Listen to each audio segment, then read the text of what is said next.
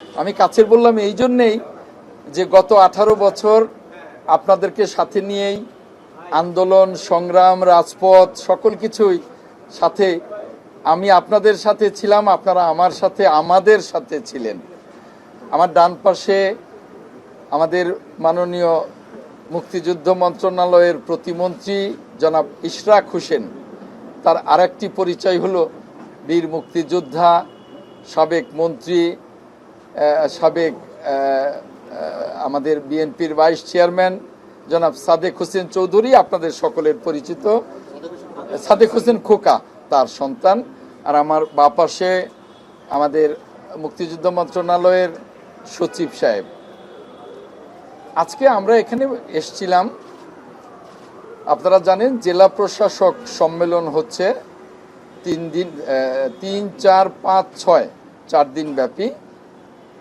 সেই সম্মেলনে আমাদের একটা ছোট্ট সেশন ছিল মুক্তিযুদ্ধ মন্ত্রণালয়ের, সেই সেশনেই আমরা এসেছিলাম। মুক্তিযুদ্ধে যে স্বাধীনতার যুদ্ধে বাংলাদেশের মুক্তিযোদ্ধাদের যে অবদান, বাংলাদেশের মানুষের যে অবদান, তা নিয়ে মুক্তিযুদ্ধ মন্ত্রণালয় কি কি কাজ করছে এ নিয়েই আমরা এখানে কথা বলেছি। মুক্তিযুদ্ধ মন্ত্রণালয় আগামী দিনে যে কাজগুলো করবে তা নিয়েও কথা বলছি, আমাদের কর্মসূচি নিয়ে। আপনাদের উদ্দেশ্যেও বলতে চাই যে মুক্তিযুদ্ধ আমাদের ইতিহাসের সবচেয়ে বড় অর্জন। এই অর্জনকে আমরা লালন করি, আমরা ধারণ করি। আর এই মুক্তিযুদ্ধের অর্জনকে ধরে রাখবার জন্যেই, মুক্তিযুদ্ধকে জাতির কাছে চিরকালের জন্যে স্মরণীয় করে রাখবার জন্যেই কিন্তু আমাদের দেশনেত্রী, সাবেক 3 বারের সফল প্রধানমন্ত্রী, গণতন্ত্রের আজন্ম যোদ্ধা,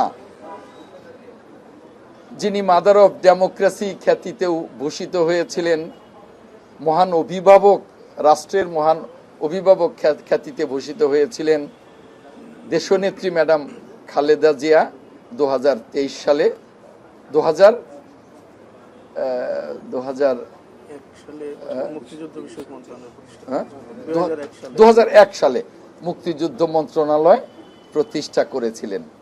এবং তখন থেকেই আমরা কিন্তু বিরোধী দলে থাকতেও মুক্তিযুদ্ধের জন্য কাজ করেছি, মুক্তিযুদ্ধের স্বাধীনতার স্মৃতি রক্ষার্থে বা স্বাধীনতাকে মানুষের কাছে, স্বাধীনতার ফসলকে মানুষের কাছে পৌঁছে দেওয়ার জন্যে, জাতির কাছে পৌঁছে দেওয়ার জন্য কাজ করেছি, এখনো কাজ করছি। এবং আমাদের এই মুক্তিযুদ্ধ মন্ত্রণালয় এই মুক্তিযুদ্ধের সুফলকে জনসাধারণের কাছে, জাতির কাছে পৌঁছে দেবার জন্য আমরা কাজ করছি। আপনাদেরকে ধন্যবাদ।